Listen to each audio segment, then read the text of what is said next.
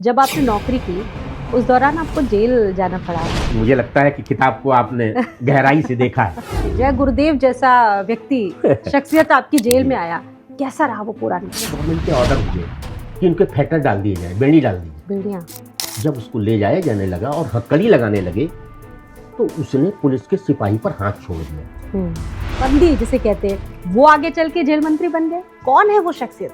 श्री ओम प्रकाश सिंह जी। ओम प्रकाश सिंह जब जेल में बंद थे तो स्वाभाविक है बंदियों को ही उन्हीं के लिए कार्य में लगाया जाता है, सेवा भाव के लिए, कुछ खाना बनाना, सामान रखना। ओम प्रकाश सिंह जी उनसे कहते थे कि हम जब हमारी सरकार आएगी और हम ऊपर पहुंचेंगे तो तुम लोगों को हम जेल से छुटवा देंगे। बैरकों में बंदियों ने अपना एकाधिकार कर लिया, कब्जा कर लिया था।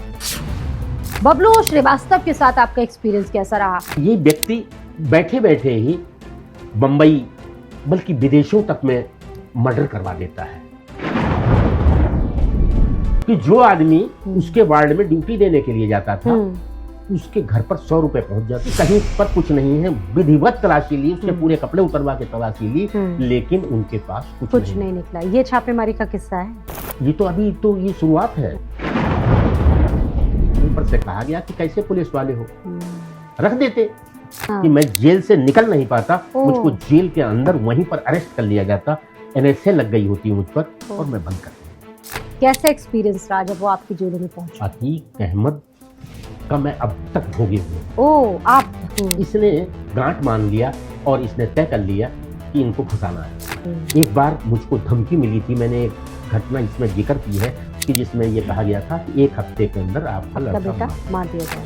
देखिए मुख्तार अंसारी जब ये अंदर जेल के आते हैं तो बहुत से पुराने अपराधी अपने वारंट कटवा के जेल में सरेंडर कर जाते हैं और ये इनके साथ में इनके दाएं बाएं बन के खड़े हैं। क्योंकि R.K. तिवारी का मर्डर, अशोक गौतम का मर्डर, कई मर्डर जेल विभाग के जेल के सुपरिटेंडेंट जेलर का मर्डर हुए थे जिसमें ये प्रत्यक्ष और अप्रत्यक्ष रूप से इन्वॉल्व थे। मुख्तार अंसारी जेल के अंदर रखवाने में इनके लिए कुछ नहीं जाता, ये इशारा कर दें आदमी का काम खत्म हो जाए। नमस्कार, आप देख रहे हैं भारत समाचार का डिजिटल प्लेटफॉर्म। आपके साथ मैं हूं स्वाति श्रीवास्तव और आज इस वक्त हमारे साथ हमारे डिजिटल स्टूडियो में एक बहुत खास मेहमान जुड़े हुए हैं। दरअसल आज हम बात करेंगे कुछ अलग कुछ अलहदा, कारागार की बात करेंगे। कारागार का जब जहन होता है तो एक खौफनाक दृश्य हमारे मानस पटल पर आता है। कहा जाता है कि बड़ी खुखार जगह है।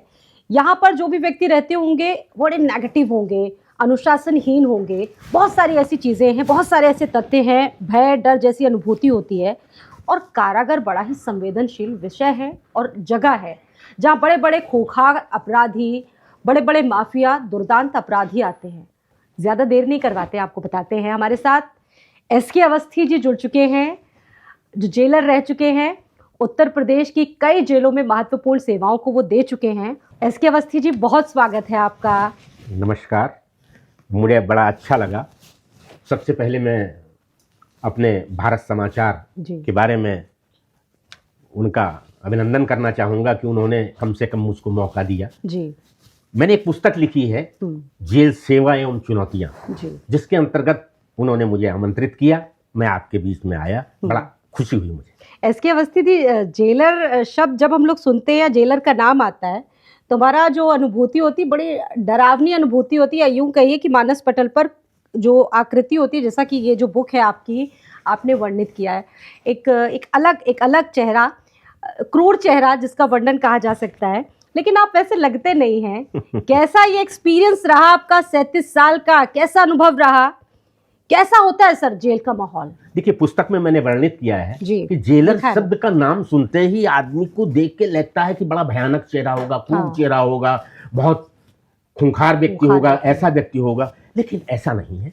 जेल विभाग ऐसा विभाग है जहां पर की मानवता सबसे ज्यादा दिखाई पड़ती है। हमारा कर्मचारी, अधिकारी जितना मानवीय दृष्टिकोण अपनाता है, इतना मैं मानता हूं कि फोर्स में, पुलिस हो चाहे और कोई विभाग हो, उसमें इतनी मानवता, इंसानियत नहीं होती। देखिए, सर्वप्रथम मेरा भी ऐसा था कि मैंने एजुकेशन, मैंने LT की थी। LT लाइसेंस ऑफ टीचिंग, जो मेरा बिल्कुल लाइन क्लियर थी, गवर्नमेंट से की थी। तो मेरा क्लियर हो गया था कि मैं शिक्षा विभाग में नौकरी करने जाऊंगा। लेकिन इत्तेफाक से मुझे जेल विभाग में नौकरी करने के लिए ओह, ये कैसे हुआ? अब इत्तेफाक था, चयन हो गया मेरा। हाँ। जब मैं आ गया तो मैंने देखा, और मेरा इत्तेफाक से घर भी जो था, लखनऊ में मैं निवासी हूं, लखनऊ में मेरा आवास जो बना हुआ है वो बिल्कुल जेल के पीछे ही था। और मेरी पहली पोस्टिंग लखनऊ डिस्ट्रिक्ट जेल पर हो गई।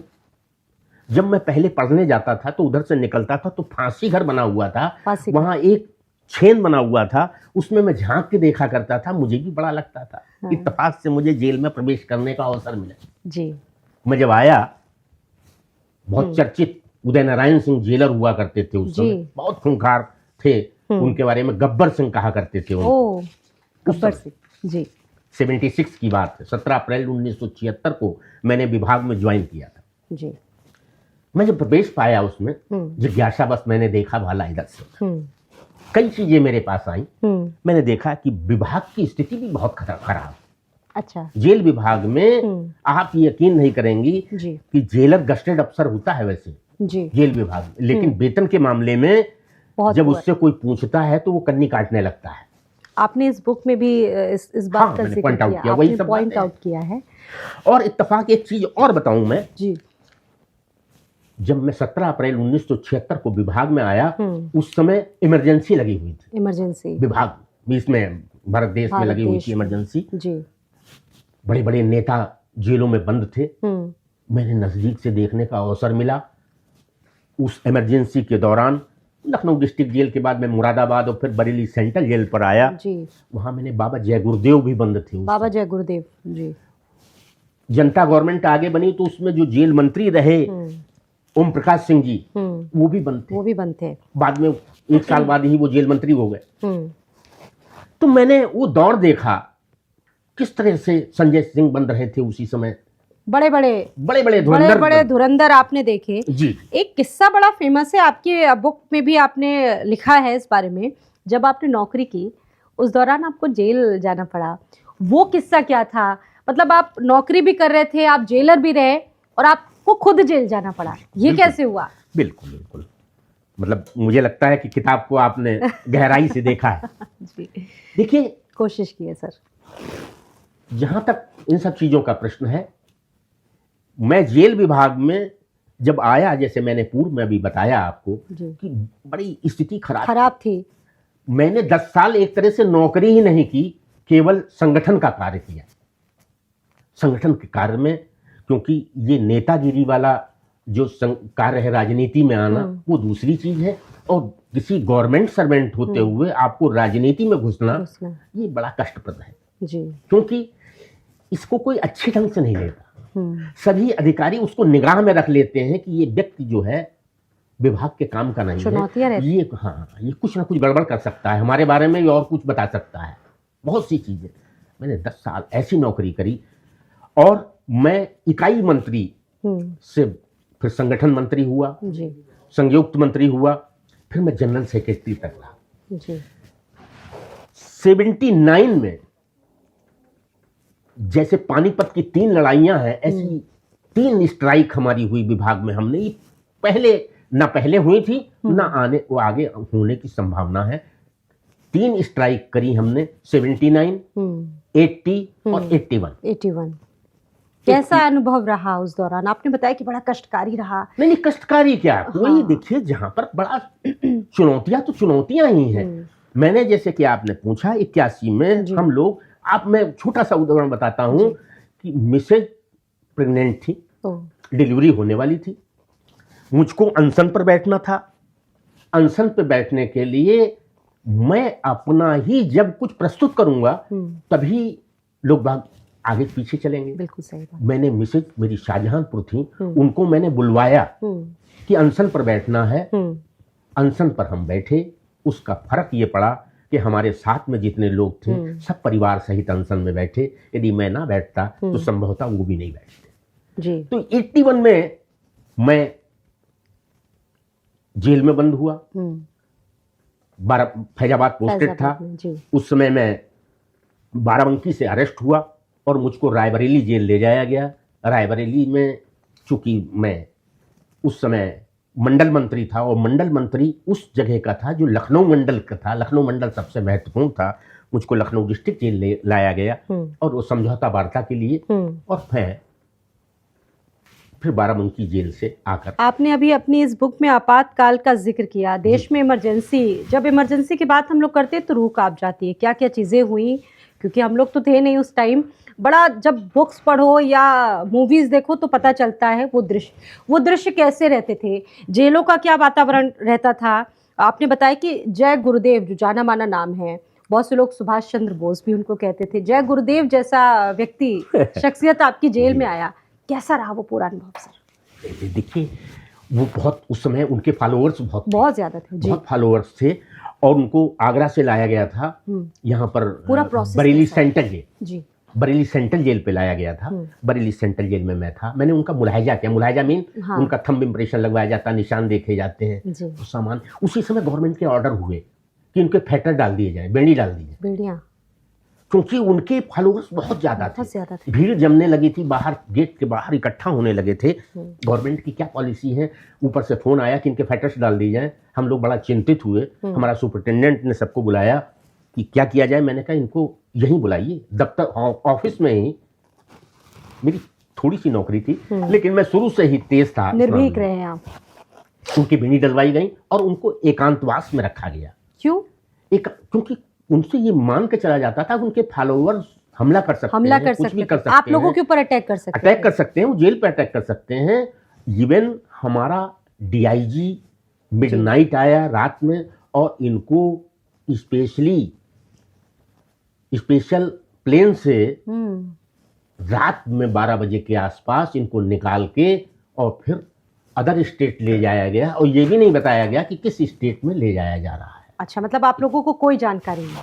हमको जानकारी नहीं, क्योंकि हमारा डीआईजी ऑर्डर दे रहा है। उसने लिखा, अपने हाथ से लिखा और उनको भेज दिया, स्पेशल गाड़ी से ले जाया गया।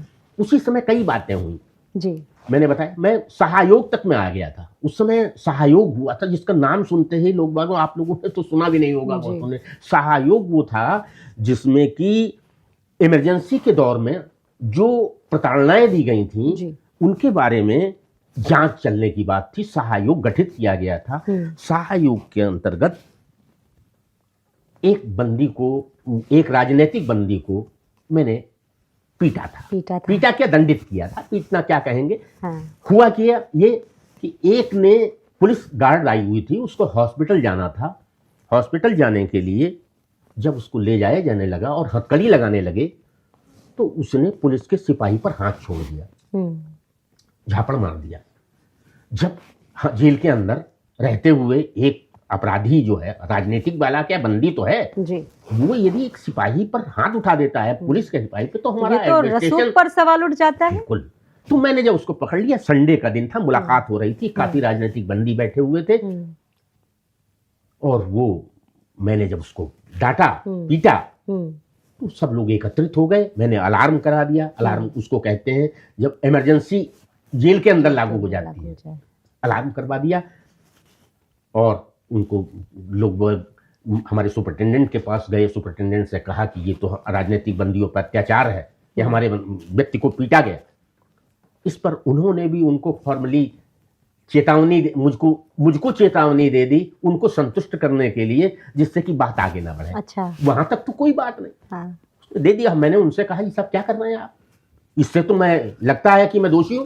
तलवार लटकने लगी मेरे ऊपर। लगा कि अब तो अभी कच्ची नौकरी है, मेरा काम हो जाएगा।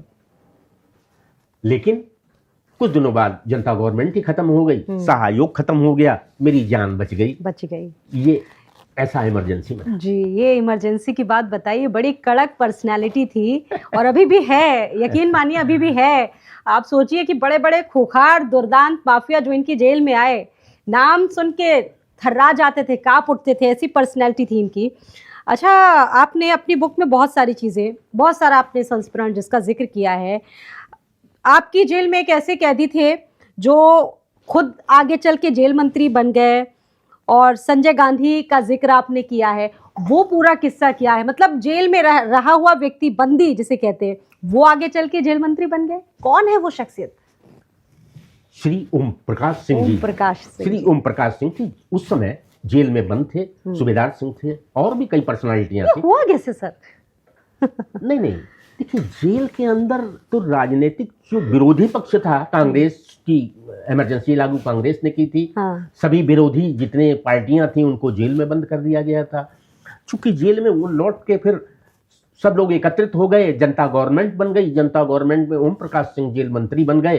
अजीब वाकया है, अजीब वाकया है। देख अजीब बात क्या, वही जो बंद रहते थे। अच्छा एक बात और घटना मैं आपको बताऊं। हाँ, बताइए। ओम प्रकाश सिंह जब जेल में बंद थे तो स्वाभाविक है बंदियों को ही उन्हीं के लिए कार्य में लगाया जाता है, सेवा भाव के लिए, कुछ खाना बनाना, सामान रखना, उठाना, उनकी सेवा करना, ये सब चीजें रहती हैं।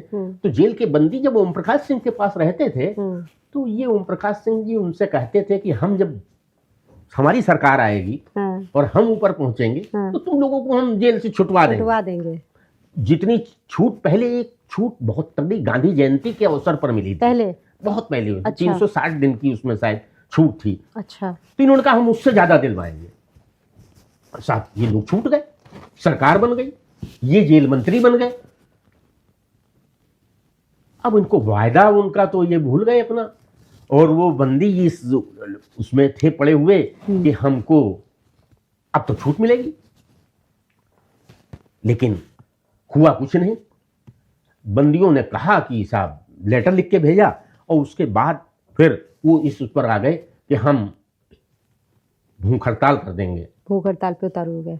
भूख हड़ताल कर देंगे। और भूख हड़ताल बड़ी बम्फर भूख हड़ताल रही। ऐसी भूख हड़ताल रही कि लगभग 13 दिन चली थी, जिसमें कि अगल बगल के जिलों में ग्लूकोज मिलना बंद हो गए थे। कि अंदर ग्लूकोज फेंके जाते थे बैरिकों में। बैरिकों में बंदियों ने अपना एकाधिकार कर लिया था, कब्जा कर लिया था। हम लोग बाहर रहते थे, बाहर से ही वाच करते थे, और खबरें आती थी कि कोई मर गया है अंदर ही अंदर। हाँ, जबकि ऐसा कुछ नहीं था, मरा कोई नहीं था। हम लोगों के सूत्र भी थे, कुछ थोड़े बहुत पता चल जाते थे, ऐसा कुछ नहीं हुआ था। लेकिन ओम प्रकाश सिंह जी बड़े सिद्धांतवादी व्यक्ति थे जी। उस समय जेल मिनिस्टर जो थे ओम प्रकाश सिंह, और सिद्धांतवादी व्यक्ति थे। जेल मैनुअल में ये नियम है कि यदि बंदी भूख हड़ताल पर है तो जब तक वो भूख हड़ताल खत्म नहीं कर देता है तब तक उससे कोई बात ना करिए जी। ओम प्रकाश सिंह जी ने बिल्कुल स्पष्ट कह दिया कि मैं नहीं आऊंगा, जब तक भूख हड़ताल खत्म नहीं होगी तब तक मैं नहीं आऊंगा, और वो नहीं। अच्छा, जेलों के लिए कहा जाता है कि जेल जाकर व्यक्ति सुधरता जरा कम है, बिगड़ता जरा ज्यादा है, ऐसा होता है। और वो भी तब जब पैसे दे दिए। आज का जो परिदृश्य आपने जिक्र किया कि पहले भी होता था, पैसे दे दिए जाए तो कैदियों को वहां पर भी सभी सुविधाएं। आप जैसा कड़क जब जेलर रहता हो वहां पर, तो कैसा मतलब परिवेश रहता है, जेलों के अंदर का परिवेश कैसा रहता है? ये कहा जाता है कि माफियाओं के लिए सबसे सुरक्षित पनाहगार है, पनाह देने वाली जगह है। आपको लगता है ऐसा?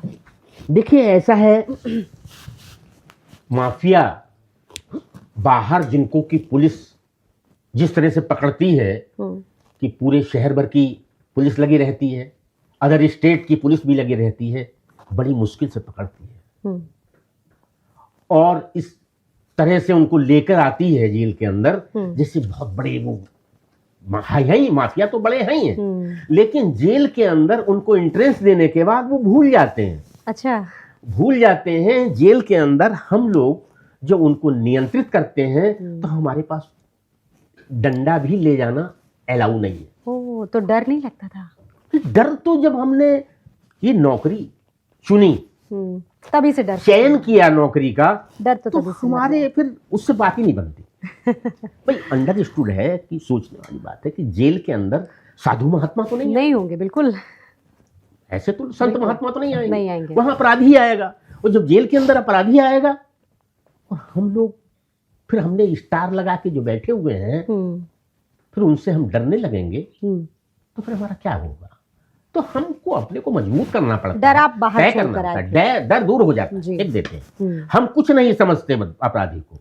अपराधी अपने में जो भी हो, हम तो उसे सामान्य व्यक्ति ही मानते। देखिए उसने कौन सा अपराध किया है? मर्डर किया है? नहीं किया है। रेप किया है? नहीं किया है। हमें तो कुछ नहीं मालूम, क्योंकि पुलिस के क्रियाकलाप ही ऐसे हैं। अब तो परसेंटेज कन्विक्शन का बढ़ गया है, कन्विक्शन रेट बढ़ गया है, नहीं तो पुलिस का मेथड जो है, स्टाइल है, मैं तो संतुष्ट नहीं। जो भी जहां कमी रही हो, ऐसा नहीं है, पुलिस वाले भी अपना पक्ष रखते हैं, उन्होंने बताया हमसे, उन्होंने हमसे भी बताया कि हम क्या करें, हमारी मजबूरी है, हमें कभी कभी गलत बंद करना पड़ता है। एक से हमने पूछा तो उसने हमसे बताया कि मान लीजिए चौराहे पर एक लड़की को बदमाश छेड़ रहा है, हमने पकड़ लिया उसको। अब लड़की जो है इसके लिए तैयार नहीं है कि वो गवाही दे, मुकदमा लिखाए। अब हमारे पास वो स्थिति पैदा हो जाती है कि हम उसको छोड़ें या ना छोड़ें। छोड़ देते हैं, उसके हौसले बुलंद हो जाएंगे, दिमाग खराब हो जाएगा। लड़की मुकदमा लिखाने को तैयार नहीं, यदि हम छोड़ देते हैं उसके दिमाग खराब जाएंगे, हौसले बुलंद होंगे, तब हम उसको मजबूरी में जेल में बंद करते हैं। कि उस केस में नहीं बंद कर पाते क्योंकि उसमें तो गवाही FIR ही दर्ज है, तब हम उसके पास कट्टा लगा देते हैं, दारू लगा देते हैं, जुआ का किसी मामले में प्रकरण में लगा देते हैं। उस तरह से उसको हमें जेल पहुंचाना होता है। जब जेल आदमी आ जाता है, स्वाभाविक है जबकि झूठा मुकदमा होगा तो कन्विक्शन रेशियो गिरेगा, छूट जाएगा। जेल हम तो ये मान के चलते, इवन यहाँ तक आप देखिए कि यदि कोई बलात्कार, दहेज का कांड है, झूठे मुकदमे आज ज्यादातर झूठे मुकदमे होते हैं दहेज में, वो सभी जानते हैं। सब जगह बार्गेनिंग हो गई है, सब जगह ये हो गया है। इन सब बातों के होते हुए हम ये मान के चलते हैं कि जेल में आने वाला व्यक्ति वो अपराधी है अथवा नहीं है, ये मान के नहीं चलते। अच्छा, कई लोग ऐसे होते हैं, जैसे कि आपने बुक में भी अपने जिक्र किया, मैंने देखा उस बुक को, बहुत से ऐसे बंदी होते हैं जो चले जाते हैं जेल, जिनका कोई अपराध नहीं होता। ऐसे में उन परिस्थितियों में जेल का वातावरण तो सभी जानते हैं कितना पॉजिटिव होता है या नेगेटिव या जो भी कहा जाए, वहाँ पर ऐसे कैदियों के सरवाइव करने के चांसेस बड़े रहते हैं, कई बार कदम उठा लेते हैं आत्महत्या जैसा। ऐसे में इन तमाम लोगों को रोक पाना, उनको सरवाइव करा पाना आप लोगों के लिए कितना चुनौतीपूर्ण रहा है। कई बार ये भी देखा जाता है कि जेलों की स्थितियां बड़ी ख़राब रही हैं, ज़रूरत से ज़्यादा कैदी, मतलब कैपेसिटी 20 की है तो 200 कैदी, ये कितना रहता है मानव अधिकार के लिए अगर देखा जाए तो? इसको कैसे देखते हैं? नहीं, देखिए कितना बदलाव ये तो सब अब गवर्नमेंट की पॉलिसी है, क्या है आप समझ लीजिए, इसके बारे में कोई गंभीरतापूर्वक लेता। जेल बहुत आवश्यक चीज है, आज से नहीं आदिकाल से हर कालखंड में जेल रही है। जेल का बड़ा महत्वपूर्ण रहा है। आपने सुना होगा कि कृष्ण जी का जन्म जो था, भगवान कृष्ण का जन्म जेल के अंदर हुआ था। इससे बड़ी क्या बात हो सकती है? मतलब जेल आज से नहीं आदिकाल से जेलें चली आ रही हैं, लेकिन जेल के प्रति लोगों की गंभीरतापूर्वक लिया नहीं गया, कभी नहीं लिया गया। आवश्यक बहुत है, जेल बहुत आवश्यक है। अब कितने बड़ा दुर्भाग्य है हमारे यहाँ का कि हमारे विभाग का अधिकारी ही मुखिया नहीं है उसमें। पहले IAS हुआ करता था, अब IPS बना दिया। जबकि नियम ये कहता है कि जेल के अंदर पुलिस का अधिकारी बगैर न्यायालय की अनुमति के जेल के अंदर इंट्रेंस नहीं ले सकता, प्रवेश नहीं ले सकता, और वो हमारा मुखिया बना बैठा है। DIG तक भर्ती बनाए जा रहे हैं जेल विभाग में। क्या होगा इससे? तो इसको गंभीरतापूर्वक नहीं लिया गया जेल को। अच्छा, फिल्मों में भी बड़ा दिखाया गया है। जेल मैनुअल क्या होता है? एक कैदी के साधारण अधिकार आपसे जानेंगे क्या होते हैं? जब कोई कैदी जाता है वहां पर, अपराधी जाता है, तो क्या होता है उसके साथ में? देखिए, जेल में किताब में भी आपने लिखा हुआ है बंदी सुधार गृह।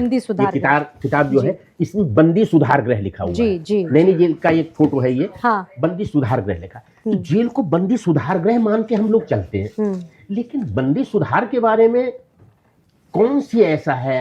राजनीतिक बंदी आते हैं तब भी वही कार्य करते हैं, अपराधी आते हैं तब भी वही कार्य करते हैं। और जब जेल के अंदर कोई व्यक्ति इंट्रेंस लेता है, मैं एक बात और कहता हूँ कि जेल के अंदर कोई हंसता हुआ व्यक्ति नहीं आता, हर व्यक्ति रोता हुआ आता है। जो हंसते हुए भी दिखाई पड़ते हैं वो लोग होते हैं जो बार बार आने वाले हैं, जिन्हें दुबाड़िया कहते हैं। वो लोग आएंगे जेल के अंदर तो वो। और इसको भी छोड़ दीजिए, बड़े अच्छे अच्छे जो माफिया रहे हैं, बहुत तगड़े माफिया रहे हैं, मुख्तार अंसारी हैं, अखिलेश सिंह हैं, आप ये मुस्कुराते हुए से जरूर मिलेंगे। आप इनकी कमजोर नस को जरा टटोल के देखिए, आपको ढूंढना बड़ा मुश्किल होगा। उनसे पूछिए केवल कि और मदर फादर हैं आपके, तो कहेंगे हाँ, बाप खत्म हो गए, मदर हैं। क्या मदर कभी मिलने आती हैं? तो कहेंगे नहीं, हम कहाँ मिलने आए। मतलब वो धीरे धीरे उनसे, और जब पूछिए बच्चे कितने हैं, लड़कियों की शादी हो गई, तो अंदर से रोने लगते हैं। अच्छा, अपराधियों में इंसानियत होती है? ये अजीब सवाल है। बिल्कुल होती है, मतलब क्योंकि आपने ताल्लुक नहीं, बहुत देखिए कैसा होता है हमारे इनका? बीच इनकी के ही तो persona लोग- कैसा होता है? हमारे बीच के ही लेते हैं, ये हाँ। संस्कारों पर निर्भर करता है। वो तो रणनीति होती है, मुकदमा होता है। एक बात और बताएं आपको, जी। जितने मोटे मोटे अपराधी हैं ये अपने क्षेत्र में, रॉबिन हुड की छवि इनकी रही है, बहुत से ऐसे नाम आपने हैं। सुल्ताना डाकू का हाँ, नाम सुना होगा। सुना है सुल्ताना डाकू के एरिया में कोई डकैती नहीं पड़ सकती थी। कोई डकैत, बाहर वाला डकैत डकैती नहीं डाल सकता था। वो लड़कियों की शादी कराते थे। सुल्ताना डाकू आज भी यही काम जी, है। जी, मुख्तार अंसारी अपने एरिया में पैसे बांटता हाँ, था, रोए शादी थे। करवाता था, बिल्कुल। गरीब आदमियों की मदद करता लोग था, रोते थे सब कुछ करता था। उनके जाने के बाद। तो उनको पूजते थे लोग बाग। यदि सुल्ताना डाकू कहीं किसी जगह बंद है, कहीं पर कमरे में छिपा हुआ है, तो आदमी अपनी जान देने को तैयार हो जाता था, लेकिन बताता नहीं था। आज की वही ट्रेंड है कि ये लोग अपने अपने एरिया में पूजे जाते हैं। पेज नंबर 103 इस पन्ने का जिक्र जब मैं करने जा रही हूँ तो प्रतापगढ़ का जिक्र होता है यहाँ पर। प्रतापगढ़ में जब राजा भैया जेल मंत्री थे, आपकी जेल में आए थे, आपने बड़ा लंबा चौड़ा वर्णन किया है सर, उस बारे में बताइए जरा हमारे दर्शकों को। देखिए, प्रतापगढ़ जेल जी। मैं 3 महीने 19 दिन रहा। हाँ। मेरा पीरियड बहुत कम रहा वहां, और मैंने ऐतिहासिक कार्य कराए, क्योंकि मैं उससे पूर्व मेरठ जेल पर तैनात रहा था। मेरठ जेल पे की स्थिति ये थी, माफिया तो पूरब के माफिया और पश्चिम के माफिया में थोड़ा अंतर है। अच्छा। उनकी एक्टिविटी, उनकी स्टाइल में अंतर है। पश्चिम का अलग, पूरब का अलग माफिया, और पूरब के माफिया में उनका नजरिया अलग है, स्टाइल अलग है, डील करने का उनका तरीका। पश्चिम वाला पैसे पर बड़ा जोर देता है। अच्छा। धनबल के हिसाब से अपने को मजबूत मानते। आपने देखा होगा, देखिए पूरब पश्चिम की जहां तक बात की जाए तो आप पश्चिमी देशों में चले जाइए, पूरब के देशों में चलाइए, अलग है। यहाँ हल्कापन रहता है, वहाँ थोड़ा सा फास्टनेस है। फास्ट। मेरठ वाला रिक्शे पर यदि 3 आदमी बैठे हैं तो चौथा बैठाने को तैयार हो जाएगा वो। पश्चिम पूरब वाला चूंकि गर्मी भी होती है, प्रभाव नेचर का भी पड़ता है। तो मैंने मेरठ रहते हुए काफी कुछ कराया, बहुत काम कराया। मुझे बड़ी खुशी होती है कि बंदियों के दिल जीतने के लिए भी आपको करना पड़ेगा। नजरिया केवल डंडे से काम नहीं चलता, एडमिनिस्ट्रेशन से मतलब टाइटनेस से ही बात चलती। उनको इंसानियत, मानवता का पाठ पढ़ाना, उनको ये महसूस होने लगे कि ये हमारे अंदर तक घुसने की बात कहते हैं। हमने वो उस समय मैं मेरठ जेल पर जब था तो लगभग हाथ के पंखे हुआ करते थे, बिजली के पंखे नहीं हुआ करते थे। मुझे बड़ा, मैं गर्व का अनुभव करता हूं कि मैंने अपने प्रयासों से वहां पर बिजली के पंखे लगवाए। टीवी, हमको बैरिकों में टीवी नहीं थे। जो आपका ट्रांजिस्टर था वो भी ट्रांजिस्टर जेल के अंदर अलाउ नहीं था जी। हमको एक टीवी दिया जाता था और एक VCR दिया जाता था कि अब बैरिक धार्मिक, सामाजिक, ताकि थोड़ा उनका वातावरण, मनोरंजन, मनोस्थिति थोड़ी बदले जो आपराधिक बैकग्राउंड से और बल्कि हमारे लिए प्रशासनिक समस्या ये उत्पन्न हो जाती थी। कैसे मैंने उस समय टीवी लगवाए। अच्छा। एक बड़ी डिश आया करती थी, पहले डिश लगाई जाती थी जिसमें कुछ चैनल आपको दूरदर्शन के आते थे और कुछ एक आधे चैनल और दिए जाते थे। ऐसा भी था। आज भारत समाचार चल रहा है, ये नई नाना प्रकार के चैनल चल रहे हैं। बिल्कुल। तब मैंने, अब लोग बाग तो जेल वाले भी महसूस करते होंगे कि साहब तब से पता नहीं कब से लगा हुआ है, किसने लगवाया, क्या नहीं लगे, लेकिन मैं गौरवान्वित महसूस करता हूं कि मैंने जेल पर टीवी लगवाए, डिश लगवाई। मतलब आप अंग्रेजों के समय के जेलर हैं सर। नहीं, मेरा कहा जा सकता है। बिल्कुल, क्योंकि इमरजेंसी का दौर देखा, उस वक्त के क्या हालात रहे होंगे। सर ने ब्रीफ किया, बहुत अच्छी तरीके से वर्णित किया। प्रतापगढ़ का जिक्र हमने किया। प्रतापगढ़ में ही मैं, प्रतापगढ़ में जब मैं वहां पर मैंने टीवी लगवाए, पंखे लगवाए जी। और मेरी सोच वही बनी हुई थी। मैं प्रतापगढ़ आया, प्रतापगढ़ में मेरे मन के अंदर था कि मैं यहाँ भी वही काम करूं। मैंने वहां का माहौल देखा। अच्छा, सब कार्य अपने उससे करवाया नहीं जा सकता। शासन बजट नहीं देना चाहता, गवर्नमेंट बजट नहीं देना चाहता, असुविधाएं हैं हम बहुत।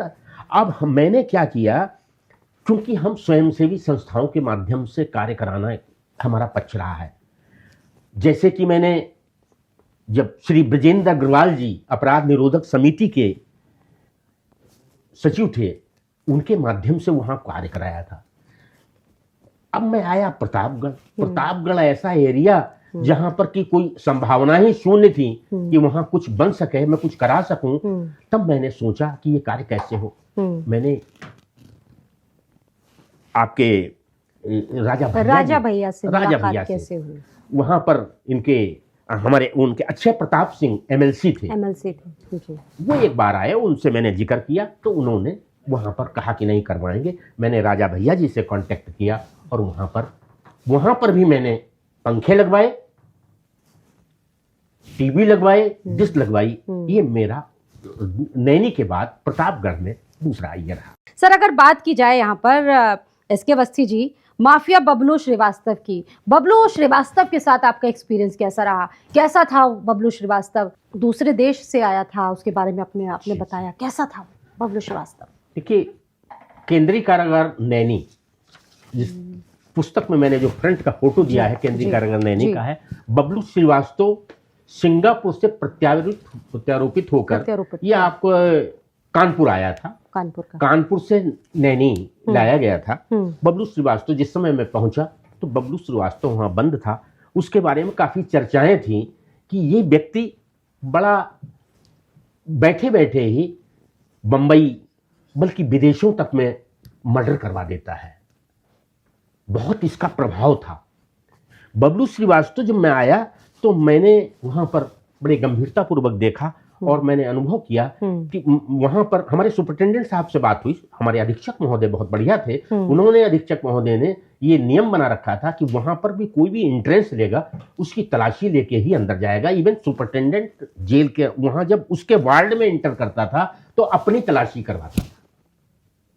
सुपरिटेंडेंट अपनी तलाशी करते, जिससे कि कोई उससे जूनियर अधिकारी ये ना कह सके कि मेरी तलाशी क्यों हो रही है जी। हर की तलाशी होती थी। पुलिस वाले बड़ा काफी कुछ लगे हुए थे कि किसी तरह से इस व्यक्ति को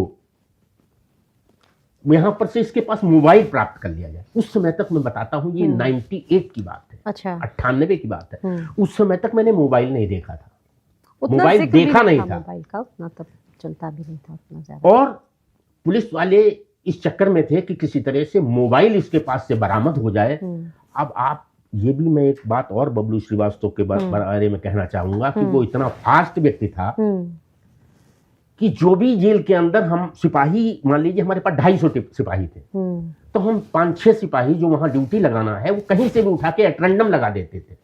अच्छा, ये क्या करता था कि जो आदमी उसके वार्ड में ड्यूटी देने के लिए जाता था उसके घर पर 100 रुपए पहुंच जाते थे। बबलू श्रीवास्तव के आदमी जो थे जी, आदमी क्या, उनके पास 2 वकील थे, मिलने आते थे। एक दिल्ली से कोई आता था, एक और था। उठ के ऐसा बड़ा शातिर और बुद्धिमान। वही मैनेजमेंट बता रहा हूं कि हम क्या करें, आप बताइए आपकी। वो क्या करते थे, उसके घर पे 100 रुपए पहुंच जाते थे। आदमी ने पूछा कि हमें क्या करना है? उन्हें कहा कुछ नहीं करना है, 100 रुपए तुम्हारी ड्यूटी लगी है इसलिए तुमको 100 रुपए मिल रहे हैं। यदि कोई कह देता कि हम नहीं लेंगे, मत लो भाई, वो उसको अपने रजिस्टर से काट देता था उसका नाम। इसके अलावा तो जिसने 100 रुपए ले लिए वो उसका आदमी हो गया। बिल्कुल इस तरह से उसने व्यवस्था कर रखी थी। एक बार ऐसा हुआ कि हमारे सुपरिटेंडेंट साहब अवकाश पर थे, उनके यहाँ सिस्टर इन लॉ की मैरिज थी, वो घर पर थे, मेरे पास प्रभार था, मैं प्रभारी अधीक्षक भी था जेलर के साथ में। उस समय दिन में 1 बजे के आसपास एडीएम और आपका एएसपी और उनके साथ 25-30-50 आदमी लगभग आए। ये लोग तलाशी लेने के लिए, उन्होंने सर्च की जेल के अंदर। आपको टार्च लेके लैट्रीन के टैंक तक खुलवा के उन्होंने हटवा के देखा, सीढ़ी लगवा के छतों पर जाके देखा कि कहीं पर कुछ नहीं है। विधिवत तलाशी ली, उसके पूरे कपड़े उतरवा के तलाशी ली, लेकिन उनके पास कुछ नहीं निकला। ये छापेमारी का किस्सा है। ये तो अभी तो ये शुरुआत है। अच्छा, ये लोग लौट के गए और इन्होंने बताया कि साहब कुछ नहीं निकला। ऊपर से कहा गया कि कैसे पुलिस वाले हो, रख देते। इनाम के चक्कर में लोग बाग कितना गिर जाते हैं। बिल्कुल। जब उनसे कहा गया कि आप रात में डालिए और रखवाइए उसके पास, वहां पर तैयारी के साथ आए। आप समझे मोबाइल का लेके आए, एक्स्ट्रा सिम कार्ड, एक पुड़िया में लपेट के सिम कार्ड। मैंने सिम कार्ड देखा नहीं था तब, उस समय 98 की बात है, दिसंबर का महीना था। जर्किन पहने हुए सीओ सिटी अंदर आया, श्री जुगल किशोर तिवारी जी थे। अच्छा। ये लंबा जर्किन पहने हुए थे।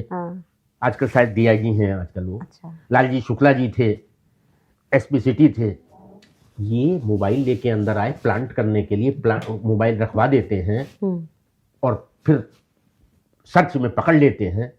ये तो मेरा किस्मत थी, मेरी छठी इंद्री जागृत हुई कि वो जेल के अंदर एंट्रेंस ले गए थे, वार्ड तक पहुंच गए।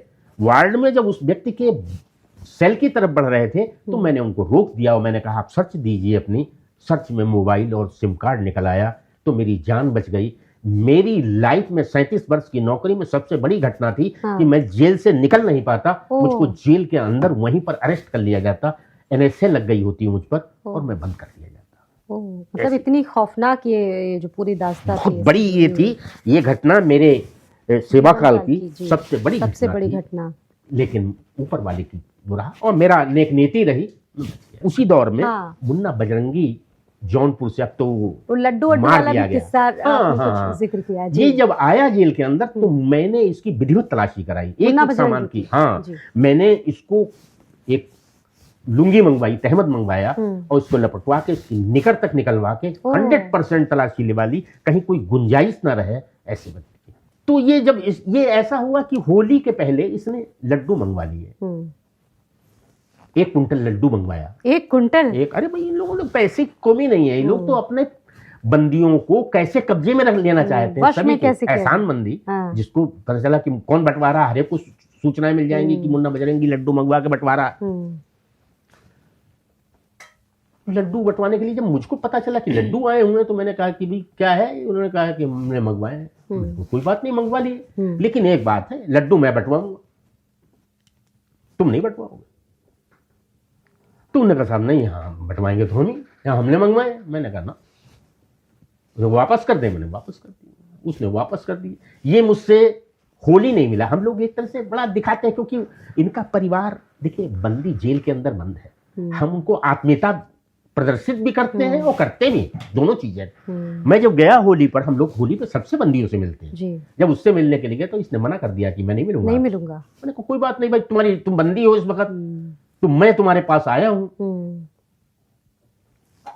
बात की बात है। बहरहाल मुन्ना बजरंगी, ये लड्डू वाला किस्सा आपने सुना है इसकी अवस्थी से, और अतीक अहमद का बड़ा प्रभाव रहा। अभी जिस तरीके से वो मरा है, सिस्टम पर कितना रसूख था, कितना प्रभाव था अतीक अहमद का, कैसा एक्सपीरियंस रहा जब वो आपकी जेलों में पहुंचा? अतीक अहमद का मैं अब तक भोगे हुए हूँ। ओ, आप?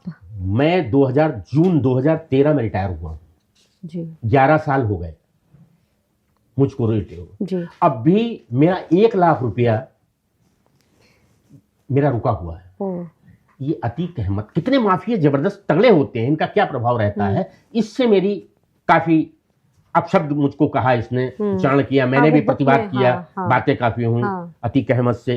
इसने गांठ मान लिया और इसने तय कर लिया कि इनको फंसाना है। इत्तेफाक से कौशाम्बी क्षेत्र का एक बंदी बंद हुआ, इत्तेफाक से वो मोहम्मदन था, वो जेल के अंदर आया। पिस्टल भी आपके ऊपर तान दी थी? नहीं, इसने, ये तो मुख्तार अंसारी की जी। इसने ऐसा हुआ कि उसको जब बंद हुआ, सामान्यतः वो 1 हफ्ते भी नहीं रह पाया और वो बीमार पड़ा, फीवर आ गया और अब स्वाभाविक मृत्यु से मर गया। मरने के बाद जब उसका पोस्टमार्टम कराया गया तो इसने डॉक्टरों को 5 पैनल बैठा, 3 डॉक्टरों का, और उन डॉक्टरों से इसने 6 मेजर इंजरी लिखवाई और हेड इंजरी से इसकी डेथ दिखवाई। आप समझें कि मेरा तो पक्का हो गया था कि ये मर्डर में अंदर हो जाऊंगा। मर्डर मुझ पर बन गया, जबकि मैं क्या, किसी बंदी ने भी उसके झापड़ तक नहीं मारा था। और उस प्रकरण में सीबीसीआईडी की जांच चली, उसमें मैं आरोपित किया गया। गवर्नमेंट ने ऑर्डर नहीं दिया, लेकिन मैं बेगुनाह तो जरूर छूट गया। मेरा 1 लाख रुपया ग्रेजुटी का अब भी रुका हुआ है, जो मुझे अभी तक नहीं मिल पाया। ऐसा है, मैं ये तो अब इनके जीने मरने का तो तौर तरीका देखा कि ये अतीक जी, अशरफ, ये दोनों किस तरह से मार दिए गए, ये इनके कार्यों का प्रतिफल। जो आपने किया है अंत, अगर आप अच्छा है, अगर आपने अच्छा किया तो अच्छा, लेकिन अगर आपने बुरा किया तो अंत भी आपका बुरा होता है। और इनके साथ ऐसा हुआ है, अतीक अहमद के साथ वैसा हुआ है। बिल्कुल बिल्कुल। ये तो देखिए ऐसा नहीं, ये तो एक, मैं क्या, मेरा 1 लाख रुपया रुका हुआ है, पता नहीं कितने को इन्होंने बर्बाद कर दिया है। पूरा सिस्टम अब ये है चाहे मुख्तार अंसारी हाँ, हैं, पूरा सब सिस्टम। उसी खेल के हैं। अखिलेश सिंह तो सरकार अखिलेश सिंह दूसरे टाइप का था। सरकारों का पहले क्या रोल हुआ करता था? अभय सिंह और धनंजय सिंह से जब आपकी पहली मुलाकात हुई, वो क्या किस्सा, जल्दी से बता दीजिए। देखिए, मैं सीतापुर जेलर था, अभय सिंह मेरे सामने बंद होके आया। अभय सिंह हो चाहे धनंजय सिंह हो, ये काफी तेज तर्रार थे उस समय।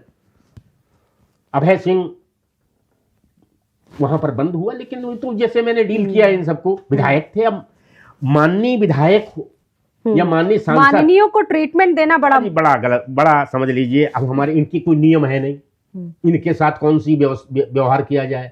ये प्रोटोकॉल के अंतर्गत अपने को चाहते हैं कि मतलब हमारे इनको बड़ा बाहर से गेट पूरा खुले। प्रोटेक्शन मिलता है, सुरक्षा मिलती है क्या? प्रोटेक्शन क्या, ये हम जानते हैं कि कल को ये हमारा ट्रांसफर रुकवा देंगे, ट्रांसफर करवा देंगे, हमारे काम आएंगे।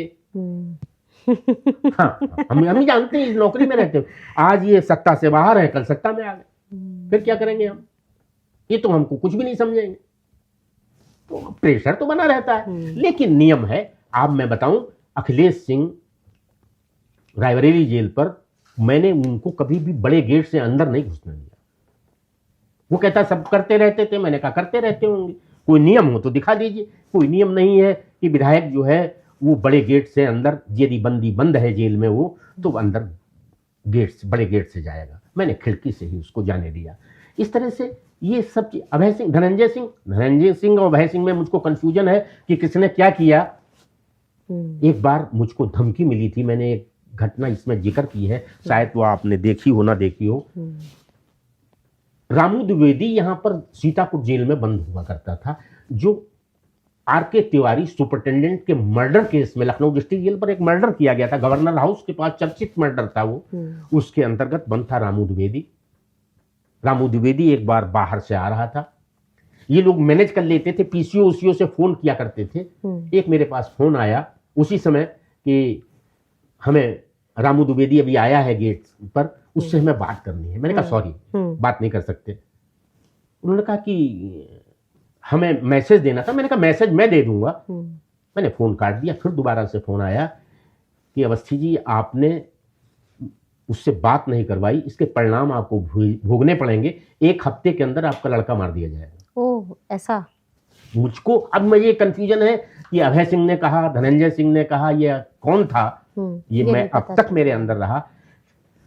अब इसमें और ट्विस्ट ये आ जाता है कि उसका एक्सटेंशन मेरे घर पर लगा हुआ था। फोन का लगा हुआ था घर पर। और जब उसने ये कहा कि आपका लड़का 1 हफ्ते के अंदर मार दिया जाएगा, तब तो आप भी बहुत डर गए होंगे। नहीं, मैं तो डरने की बात छोड़ दीजिए। मिसेज ने फोन उठा लिया आपकी घर पर, एक्सटेंशन लगा हुआ था। मेरी बात जो हो रही थी वार्तालाप को उन्होंने सुना, और उन्होंने वो शब्द सुने कि जिसमें ये कहा गया था कि 1 हफ्ते के अंदर आपका लड़का मार दिया जाएगा। बड़ी भारी बात थी। बिल्कुल। मैं तो टाइट, जो कुछ हुआ जब मैं घर पर पहुंचा तो मिसेज ने कहा कि क्या कोई खास बात आज? मैंने कहा नहीं, कोई बात नहीं है। उन्होंने कहा नहीं, कोई तो है। फिर उन्होंने बताया कि मैंने फोन पर सुन लिया है। यही नहीं, मेरा लड़का शाहजहांपुर में है, ग्राम विकास अधिकारी है। फिर आगे क्या हुआ सर?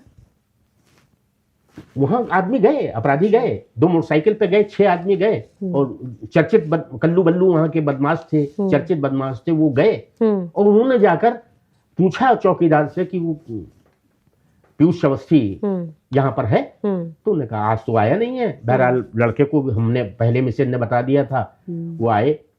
जब मैं गया वहां पर, मैंने कल्लू बल्लू को बुलाया तो मामला शांत हुआ।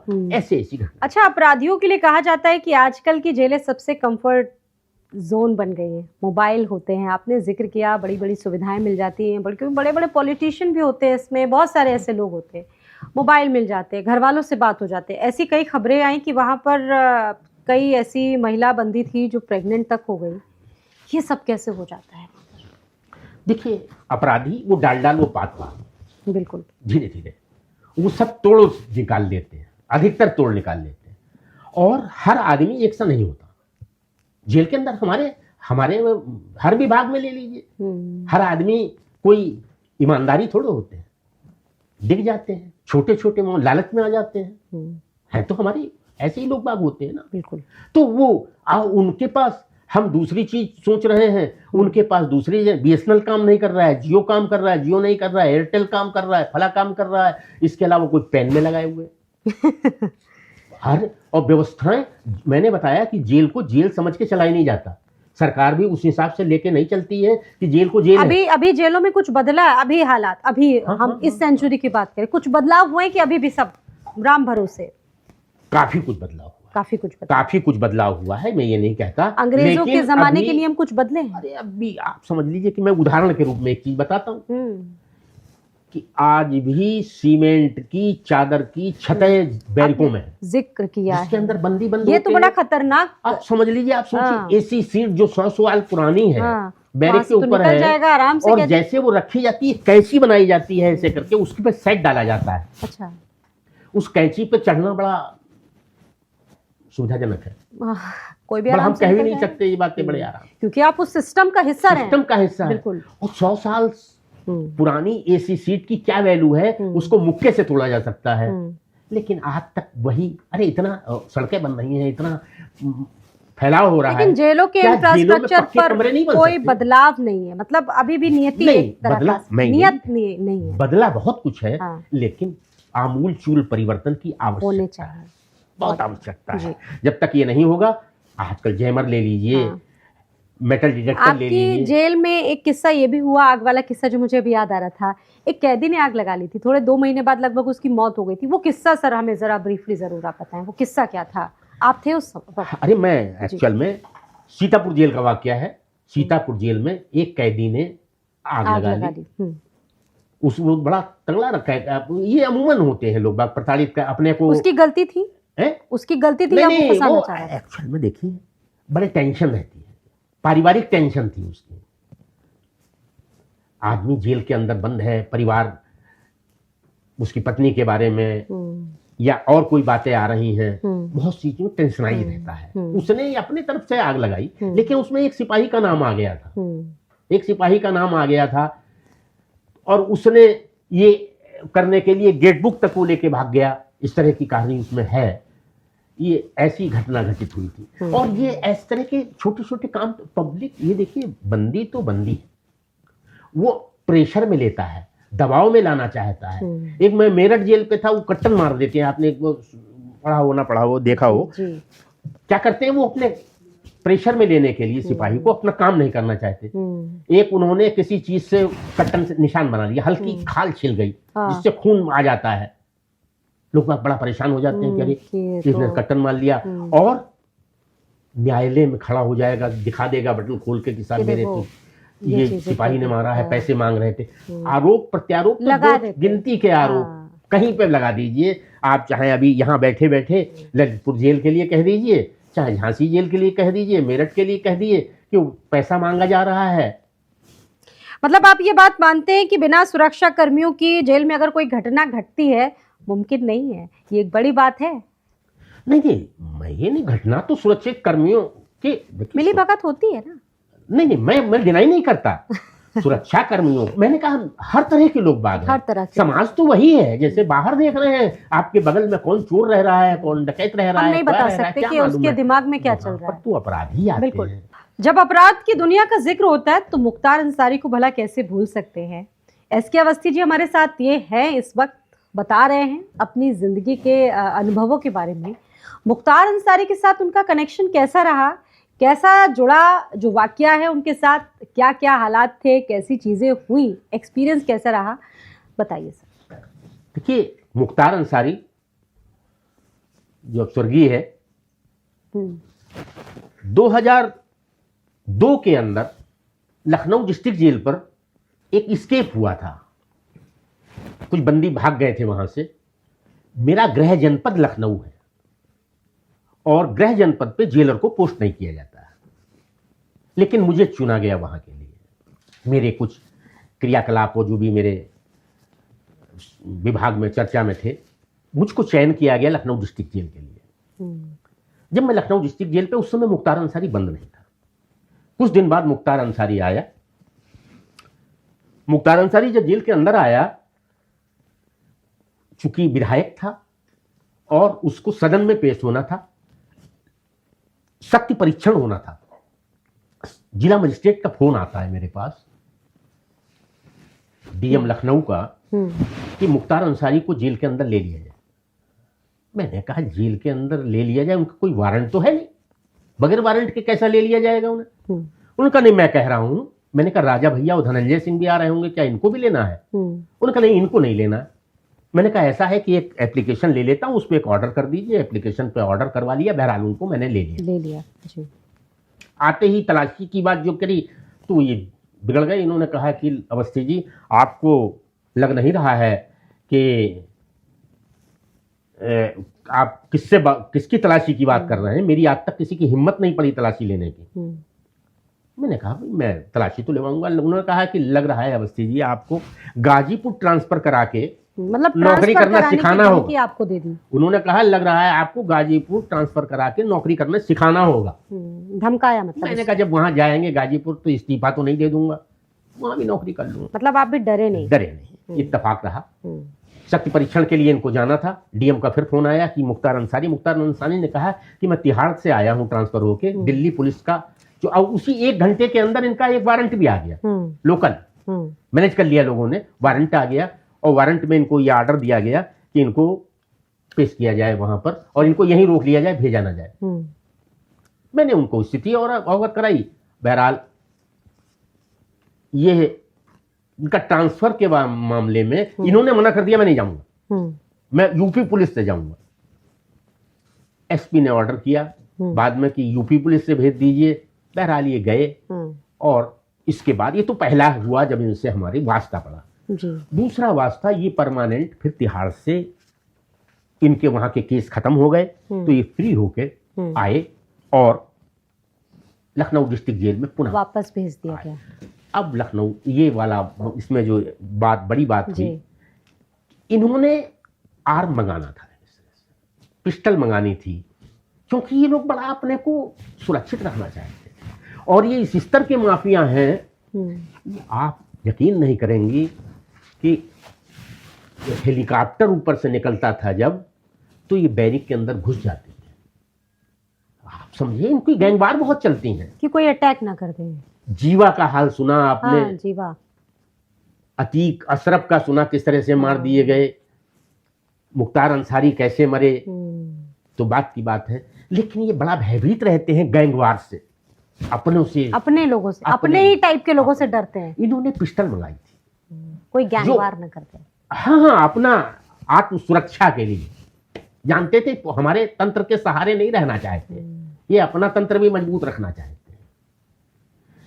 यही इतना ही नहीं, जब ये अंदर जेल के आते हैं तो बहुत से पुराने अपराधी अपने वारंट कटवा के जेल में सरेंडर कर जाते हैं और ये इनके साथ में इनके दाएं बाएं बन के खड़े होते हैं। अच्छा, ऐसा भी होता है? बिल्कुल ऐसा। जमानत तुड़वा देते हैं? जमानत तुड़वा के आते हैं इनके लिए, हर जगह का नहीं। मेरा तो बहुत डॉक्टर सिंह से वाकया पड़ा और मैंने जिसका जिक्र किया इन सबका वाकया पड़ा, मैंने बड़ों को देखा।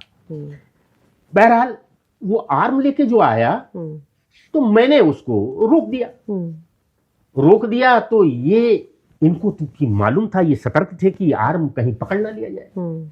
ये गेट पे आ गए मेरे पास और इन्होंने कहा आपने हमारा आदमी रोक दिया। मैंने कहा कि भाई आ तो रहा है। उन्होंने कहा ले लीजिए आदमी, चलिए। मैंने कहा ठीक। आदमी मतलब अंदर आपने पूरा धैर्य का परिचय दिया? मैंने धैर्य नहीं, मैं कभी इसमें विचलित हो जाता तो बहुत बड़ी घटना घटित हो जाती। क्योंकि आर के तिवारी का मर्डर, अशोक गौतम का मर्डर, कई मर्डर जेल विभाग के जेल के सुपरिटेंडेंट जेलर का मर्डर हुए थे जिसमें ये प्रत्यक्ष और अप्रत्यक्ष रूप से इन्वॉल्व थे। अच्छा। मुख्तार अंसारी जेल के अंदर रखवाने में इनके लिए कुछ नहीं जाता, ये इशारा कर दें आदमी का काम खत्म हो जाए जी। जब वो अंदर घुसा तो मैंने कहा इसी तलाशी लो। अब तलाशी लेते तो मामला ही निकल आता। मुख्तार अंसारी आई इसीलिए गए थे किसी तरह से पकड़ा ना जाए। जब मैंने तलाशी लेने की बात तो ये जो खड़े हो गए, उन्होंने कहा कि आप मेरा आदमी या तलाशी लेवाने की बात कर रहे हैं। मैंने कहा क्यों, मैं जेलर हूं, मैं तलाशी बगैर नहीं जाने दूंगा अंदर। उन्होंने कहा कि यदि ये आदमी अंदर जा रहे हैं, आप रोक के हिम्मत हो दिखाइए। मैंने कहा इनकी हिम्मत हुई 2 कदम आगे बढ़ के दिखा दे। माफिया पूरा का वाकया। भौकाल है कितना। बिल्कुल। एक झापड़ मार दीजिए चौराहे पे, वो खत्म हो जाएगा, बिल्कुल खत्म हो जाएगा। इसी में तो है। वो जब तक लोग बाग आदाब करते हैं, जनाब करते हैं, नमस्कार करते हैं, तभी तक उसकी वैल्यू है, जी नहीं तो हुजूरी, उसका जी। वजूद क्या है, कोई वजूद नहीं। बिल्कुल। बहरहाल जब मैंने कहा कि ये बढ़ के 2 कदम आगे दिखा दे, उन्होंने कहा बाहर निकलिए अवस्थी जी, मूछ मुड़वा दूंगा। मुख्तार अंसारी मुझसे बोला। मैंने कहा मैं बाहर निकल रहा हूं। ये संजीव जीवा भी वहीं बंद था और इनके चेला चपाड़े कई थे, वो मुझे पकड़ने लगे, इनको पकड़ने लगे, ये थर थर थर थर कांपने लगे और थर थर थर थर कांपने लगे। लोग बाग डॉक्टर बुलवाना पड़ा, बीपी हाई हो गया इनका बहुत ज़्यादा। वो प्रकरण बहुत गंभीर रहा, जिसमें कि इनको फिर बाद में ट्रांसफ़र किया गया। यही नहीं, आप समझिए कि अब शासन का देख लीजिए। ये 2003 का वाकया है जी। मुख्तार अंसारी का।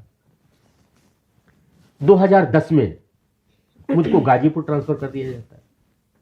मैंने कहा कि गाजीपुर, एफआईआर मैंने दर्ज कराई इनके खिलाफ, मुकदमा कायम कराया,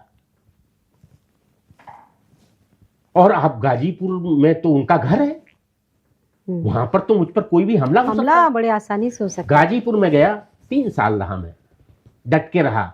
इनकी बुनियाद तक खुदवा दी मैंने वहां पर।